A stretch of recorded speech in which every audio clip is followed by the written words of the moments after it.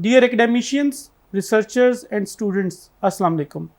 मैं doctor Mohammad Zafar Iqbal, faculty of education, Allama Iqbal open university की तरफ से आपको प्रोग्राम AIOU रिसर्च कॉर्नर में खुश आमदीद कहता हूँ। आज के प्रोग्राम में हम सेकेंडरी टीचर एजुकेशन डिपार्टमेंट से MPhil एलुमनाई मिस हुमा नाज को हम वेलकम करते हैं। मिस हुमा नाज जो है वो एक प्राइवेट ऑर्गेनाइजेशन में हेड मिस्ट्रेस के तौर पे ज़िम्मेदारियां संभाले हुए हैं। मिस हुमा, आपको प्रोग्राम में मैं फॉर्मली वेलकम करता हूँ।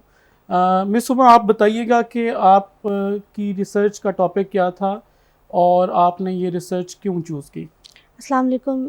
मैं आपकी बहुत शुक्रगुज़ार हूँ कि आपने मुझे आज इनवाइट किया और मुझे बहुत ही ऑनर फील हो रहा है कि मैं अपनी रिसर्च से रिलेटेड जो भी मेरी एक जर्नी था उसको मैं यहाँ पे आज शेयर कर सकूँगी। बेसिकली जो मेरी रिसर्च है वो टीचर से रिलेटेड है। टीचर एक बहुत अहम अंसर है हमारे तालीमी निज़ाम का, और टीचर्स का क्लासरूम के अंदर एक एक्टिव होना और एक रिसर्चर के तौर पे काम करना टीचर का आजकल के ज़माने के हिसाब से बहुत ज़रूरी है, because there are different problems in the classroom. अगर टीचर एक रिसर्चर के माइंड के साथ क्लासरूम में पार्टिसिपेट नहीं करेगी या उस तरीके से एक्ट नहीं करेगी तो उसके लिए प्रॉब्लम्स को सॉल्व करना मसला बन जाता है। ठीक है। तो उसका एक रिसर्चर वाला माइंड होगा तो उससे उसको हेल्प मिलेगी कि वो बच्चों की प्रॉब्लम्स को ऑन स्पॉट भी लोकेट कर सकती है, आइडेंटिफाई कर सकती है, और डेफिनेटली भी with the passage of time वो एक मज़ीद जो एक डिटेल्ड रिसर्च है उसकी तरफ वो जा सकती है। तो मेरा टॉपिक बेसिकली ये था, जो एजुकेशन में जो बीएड के अल्लामा इकबाल ने 1.5 में जो एक रिसर्च का एलिमेंट ऐड किया है टीचर्स के ट्रेनिंग प्रोग्राम में, रिसर्च प्रोजेक्ट, तो उनके जो सुपरवाइजर्स हैं उनकी रिसर्च सेल्फ एफिकेसी को मेजर किया मैंने। ठीक है। उसका मकसद ये था कि जो रिसर्चर्स उन टीचर्स को ये रिसर्च प्रोजेक्ट करवा रहे हैं, अगर वो ख़ुद कॉन्फिडेंट हैं, ख़ुद इस प्रोसेस को बहुत अच्छे तरीके से जानते हैं, तो डेफिनेटली वो टीचर्स को भी उसी तरीके से गाइड करेंगे और टीचर्स का माइंड भी उसी तरीके से रिसर्चर के पॉइंट ऑफ व्यू से उसको वो कर सकते हैं। बेसिकली आपका जो टॉपिक था वो research self efficacy of research supervisors of BEd project, BEd 1.5 project. ठीक है, यानी जो अल्लामा इकबाल ओपन यूनिवर्सिटी का बीएड 1.5 प्रोग्राम है उसमें जो रिसर्च प्रोजेक्ट ऑफर किया जाता है उसमें जो रिसर्च सुपरवाइजर्स हैं उनकी रिसर्च सेल्फ एफिकेसी आपने इन्वेस्टिगेट करनी थी जी।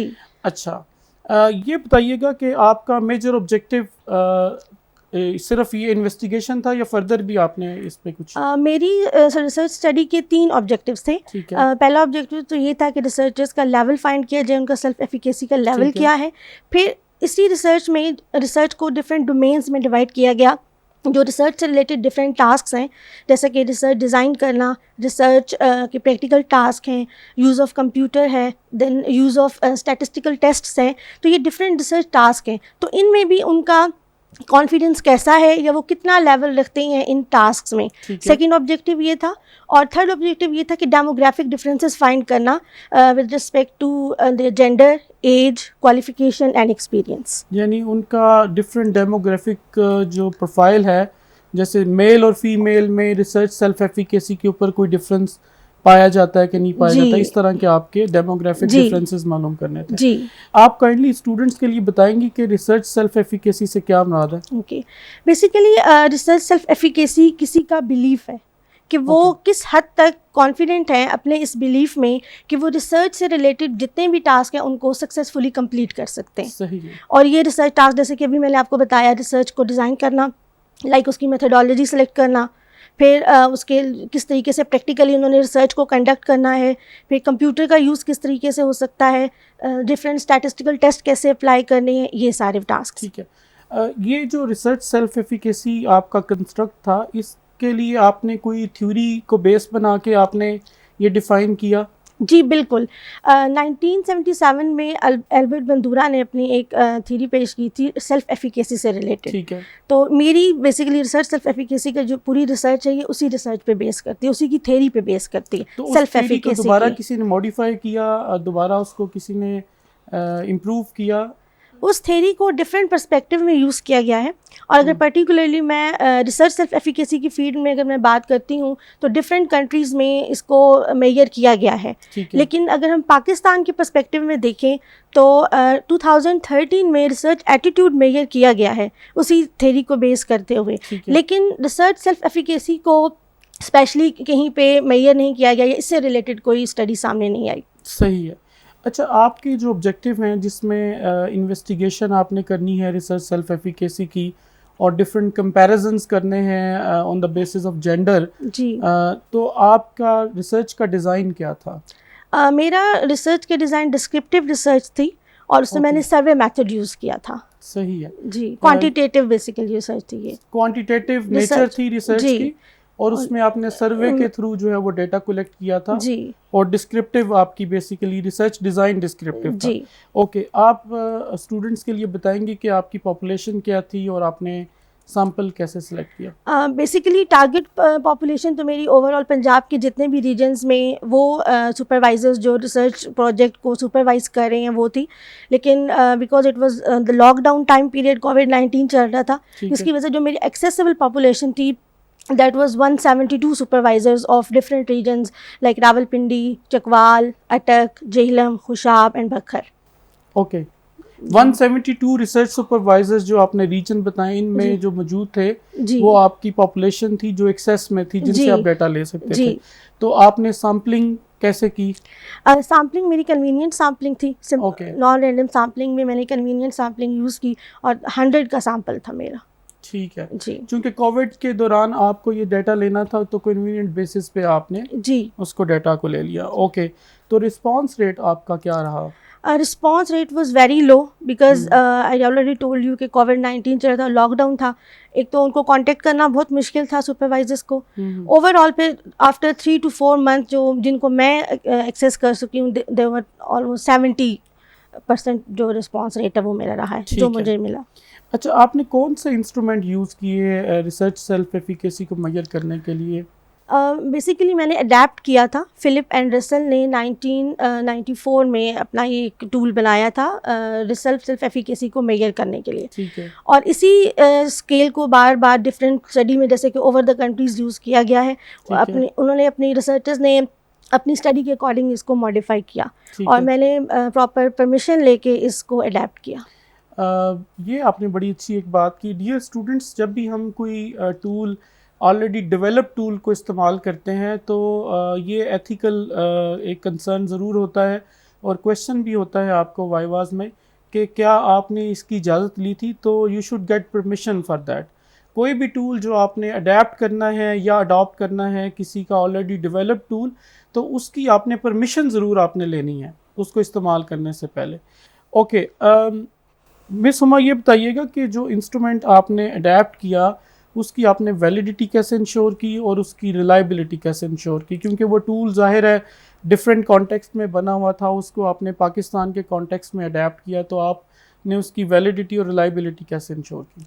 बिल्कुल, क्योंकि ये एक डिफरेंट कॉन्टेक्स्ट में बना हुआ टूल था और इसकी मैंने फ़र्स्ट ऑफ ऑल मैंने 5 एक्सपर्ट को ये डिस्ट्रीब्यूट किया इंस्ट्रूमेंट और इसके टोटल बेसिकली 33 आइटम्स थे इस स्केल के और उन एक्सपर्ट्स ने इसको वैलिडेट किया और अपनी राय दी और उस पर कुछ ने ऐसे आइटम्स को भी आइडेंटिफाई किया जो कि नॉन रेलेवेंट थे एंड सम एक्सपर्ट्स ने स्टेटमेंट्स को मॉडिफाई भी किया। और आफ्टर दैट जो मैंने इसकी कंटेंट वैलिडिटी इंडेक्स जो इसका मैंने फाइंड किया था दैट वाज 0.95। सही है। तो ये बड़ी इंटरेस्टिंग बात होगी कि जब आप वैलिडिटी इंश्योर करते हैं एक्सपर्ट्स की मदद से तो आप content validity index CVI calculate करते हैं जो कंटेंट होता है उसकी वैलिडिटी की इंश्योरेंस के लिए। ये आपने बड़ा अच्छा एक जो है ना वो स्टूडेंट्स को आइडिया दिया है कि जब एक्सपर्ट से राय लें तो उसका कंटेंट वैलिडिटी इंडेक्स निकालें। एक कंटेंट वैलिडिटी रेशो भी होता है, आप वो भी कैलकुलेट कर सकते हैं। अच्छा, ये बताइएगा कि रिलायबिलिटी आपने कैसे इंश्योर की इंस्ट्रूमेंट की? मैंने पायलट स्टडी की थी, 25 सुपरवाइजर्स को मैंने ये स्केल डिस्ट्रीब्यूट किया और उसके बाद मैंने इसका क्रॉनबेक अल्फा रिलायबिलिटी जो मैंने फाइंड की दैट वाज 0.95। ठीक है, that was good. Yes, that was good and it is already proved by different researchers कि इस स्केल की वैलिडिटी 0.96 to 0.9 8 Okay. तक जो है वो फाइंड की गई है। अच्छा डियर स्टूडेंट्स, आपको ये मैं बता दूं कि जो इंस्ट्रूमेंट्स होते हैं, जो रेटिंग स्केल्स होते हैं, आप जो 5 पॉइंट स्पेशली लिकर्ट स्केल होते हैं, 7 पॉइंट लिकर्ट स्केल होते हैं, तो या 9 पॉइंट लिकर्ट स्केल होते हैं, तो उनकी आप क्राउनबेक अल्फ़ा एक रिलायबिलिटी कोफिशिएंट है जो इंटरनल कंसिस्टेंसी मालूम करके देता है। एक क्वेश्चनेयर के अंदर फ़र्ज़ कर लें 40 आइटम्स हैं, तो उनकी आपस में जो कोरिलेशन है कि वो कितने कंसिस्टेंट हैं एक दूसरे के साथ आइटम्स, वो क्राउनबेक अल्फ़ा की वैल्यू आती है, ठीक है। और ये 0.7 से अबव आए तो वो जो टेस्ट होता है या जो क्वेश्चनर होता है वो रिलायबल कंसीडर किया जाता है। जितनी वैल्यू बढ़ती जाती है 0.7 से ऊपर, उतना ही रिलेशनशिप जो है वो स्ट्रॉन्ग रिलेशनशिप आता है या इंटरनल कंसिस्टेंसी मैक्सिमम आती जाती है। 0.9 का मतलब है कि ये 1 के करीब है, तो ये मैक्सिमम जो है वो कोरिलेशन की वैल्यू के करीब आ गई है। अच्छा ये बताइएगा कि आपने डाटा जो कलेक्ट किया इंस्ट्रूमेंट के थ्रू, ये कितने रेटिंग स्केल पे था? ये 0 to 9 का स्केल था। ओके, वहाँ पे 0 means no confidence and 9 means full confidence. ठीक है। और डाटा एनालिसिस आपने किन टेक्निक्स से किया? डाटा एनालिसिस के लिए जो स्टैटिस्टिकल टेस्ट मैंने यूज़ किए थे उनमें mean scores, simple independent t test, standard deviation and ANOVA, ये स्टैटिस्टिकल सही है। टेस्ट अप्लाई किए बेसिकली आपने जहाँ पे इन्वेस्टिगेशन की, रिसर्च सेल्फ एफिकेसी की, लेवल जहाँ पे आप इन्वेस्टिगेट कर रहे थे, वहाँ पे आपने मीन स्कोर्स Mean और scores. स्टैंडर्ड डेविएशन कैलकुलेट किया। जी और जहाँ पे आपने कंपैरिजंस किए डेमोग्राफिक के, जेंडर के और लोकेलिटी के, तो वहाँ पे आपने independent sample t test use And किया ANOVA. कंपैरिजन के लिए, और one way ANOVA ANOVA. Use किया। जब आपके पास, डियर स्टूडेंट्स, मैं आपको यहाँ पे बता दूं कि आप इंडिपेंडेंट सैंपल टी टेस्ट उस वक्त अप्लाई करते हैं जब आपके पास 2 इंडिपेंडेंट वेरिएबल्स होते हैं, या आप यूँ कह सकते हैं कि एक इंडिपेंडेंट वेरिएबल के 2 फैक्टर्स होते हैं या 2 ग्रुप्स होते हैं जिनके दरमियान आपने डिफरेंस देखना होता है डिपेंडेंट वेरिएबल के ऊपर। तो अगर आपके पास 2 फैक्टर्स से या 2 ग्रुप से बढ़ जाएं इंडिपेंडेंट वेरिएबल के, तो फिर आप वन वे अनोवा यूज़ करते हैं। अच्छा ये बताइए कि क्या रिजल्ट्स आपकी स्टडी के आए, आपने क्या फाइंड आउट जो किया? मेरा फर्स्ट ऑब्जेक्टिव था जिसमें मैंने ओवरऑल सेल्फ एफिकेसी का लेवल फाइंड करना था सुपरवाइजर्स का, तो उसका बड़ा हाई मीन स्कोर था विच शोज़ के जितने भी सुपरवाइजर्स हैं वो high level of research self efficacy possess करते हैं। अच्छा, यानी उनको कॉन्फिडेंस अपने पे जी। हाई है कि वो रिसर्च टास्क को अच्छे तरीके से वो कर सकते हैं। कंप्लीट कर सकते ओके, हैं जी। गुड। सेकेंड ऑब्जेक्टिव जो मेरा था जिसमें मैंने डिफरेंट रिसर्च डिज़ाइन टास्क जो थे मेरे उनके हवाले से मैंने जो मीन स्कोर कैलकुलेट किया, बेसिकली ये 4 डोमेन्स थी जिसमें research design task, computer task and methodology task and writing task. ठीक है। सो इन चारों का जब मैंने कंपैरिजन किया तो इसमें जो कंप्यूटर एंड स्टेटिस्टिकल टेस्ट के पॉइंट ऑफ व्यू के हवाले से जो टास्क थे उनमें उनका लेवल बड़ा लो आया है। लाइक सही। राइटिंग स्किल्स या उनकी जो रिसर्च डिज़ाइन स्किल्स हैं वो बहुत अच्छी हैं और वो बहुत कॉन्फिडेंट है उसमें, लेकिन when it comes toward use of statistical test they are not much confident कि उनको कौन से टेस्ट अप्लाई करने हैं। कॉन्फिडेंट नहीं है स्टैटिस्टिकल जो टूल्स हैं उनको अप्लाई करने में कंप्यूटर के ऊपर, जी उसमें उनका कॉन्फिडेंस कम है। जी। अच्छा ये बताइएगा कि आपने क्या रिकमेंड किया, आप की स्टडी ने जो फाइंडिंग्स की बेस पे आप रिकमेंड करी? फाइंडिंग की जो मेरा थर्ड ऑब्जेक्टिव था जिसमें मैंने डेमोग्राफिक्स भी फाइंड किए थे, ठीक है। उसमें जेंडर और क्वालिफिकेशन और जेंडर के हवाले से ये मैंने देखा कि मेल जो है वो ज़्यादा कॉन्फिडेंट है एज़ कम्पेयर टू फीमेल्स। ठीक है। एंड वाइल जब मैंने कंपैरिजन किया क्वालिफिकेशन के हवाले से या उनकी एक्सपीरियंस के हवाले से, तो उसमें इतना उनका जो मीन स्कोर उनका डिफरेंस नहीं आया। इट मीन्स कि उसमें इतना सिग्निफिकेंट डिफरेंस नहीं था। ठीक तो है। ओवरऑल जब मैंने जो मेरे जो 2 मेजर फाइंडिंग्स थी, एक तो ये कि उनके जो यूज़ ऑफ स्टैटिस्टिकल टेस्ट में उनकी कॉन्फिडेंस इतना ज़्यादा नहीं है, तो उसके लिए मैंने ये रिकमेंड किया कि ये यूनिवर्सिटीज़ को ऐसी कोर्सेज़ या वर्कशॉप्स अरेंज करवानी चाहिए जिसमें ज़्यादा से ज़्यादा उनको ऐसा एक्सपोजर मिले कि वो अपनी स्टैटिस्टिकल स्किल्स को स्ट्रॉन्ग बना सकें। ठीक है। कोई रिसर्च की रिकमेंडेशन आप देना चाहेंगे कि फ्यूचर रिसर्चर अगर सेल्फ एफिकेसी के ऊपर काम करें पाकिस्तान में, तो किस डायरेक्शन में फर्दर काम करने की ज़रूरत है? बिल्कुल, मैं रिकमेंड करना चाहूँगी डिफरेंट रिसर्चर्स को कि वो इसी को बेस बनाते हुए, बेस लाइन स्टडी इसको देखते हुए वो डिफरेंट चीज़ों को देख सकते हैं। लाइक डिफरेंट यूनिवर्सिटी स्टूडेंट्स की सेल्फ एफिकेसी लेवल को देखा जा सकता है। वहाँ पे हम एमफिल एंड पीएचडी स्टूडेंट्स को कंपेयर कर सकते हैं, उनके हवाले से स्टडीज़ हो सकती हैं। इसके अलावा रिसर्च प्रोडक्टिविटी के हवाले से इसका रिलेशनशिप फाइंड किया जा सकता है किसी भी दूसरे वेरिएबल के साथ। यानी रिसर्च सेल्फ एफिकेसी का रिलेशनशिप की स्टडीज़ फर्दर हो सकती जी हैं या प्रेडिक्शन की स्टडीज़ भी हो सकती हैं। जी। अच्छा, ये बताइएगा कि इस स्टडी का कोई सोशल इम्पैक्ट आप देखती हैं कि इस स्टडी का कोई सोसाइटी को बेनिफिट हो किसी भी हवाले से? देखिए बिल्कुल आपको पता है कि रिसर्च बहुत इम्पॉर्टेंट है आजकल के जितना भी एजुकेशनल सिनेरियो है उसमें। सो इस स्टडी को इस तरीके से हम यूटिलाइज़ कर सकते हैं कि हम कॉन्फिडेंट होंगे कि जब तक हम इस चीज़ में कॉन्फिडेंट लेंगे कि हमारे अंदर रिसर्च के हवाले से कितनी स्किल स्ट्रॉन्ग है, हम किस हद तक कितने कॉन्फिडेंटली रिसर्च को कंडक्ट कर सकते हैं। तो जितनी हम अपनी कॉन्फिडेंस के साथ रिसर्च को कंडक्ट करेंगे डेफिनेटली उतने पॉजिटिव इम्पैक्ट हमारे आएंगी। और जो रिसर्चेस होंगी वो यूज़फुल रिसर्चेस होंगी और उनके प्रॉपर हमें अप्रोप्रिएट यूज़ हो सकेगा सोसाइटी के अंदर। ठीक है। और वैसे एक चीज़ मैं देख रहा था कि आपने बताया कि इस सेल्फ एफिकेसी पे कोई वर्क नहीं हुआ, तो आई थिंक ये एक बड़ी अच्छी स्टडी होगी कि इसकी फाइंडिंग्स जो आपका जो गैप्स हैं लिटरेचर के अंदर, इसकी फाइंडिंग्स गैप्स को फिल करेंगी और डेफिनेटली स्टूडेंट्स को भी फ़ायदा होगा कि वो रिसर्च सेल्फ एफिकेसी से रिलेटेड लिटरेचर उनको पढ़ने का मिलेगा पाकिस्तान के अंदर भी।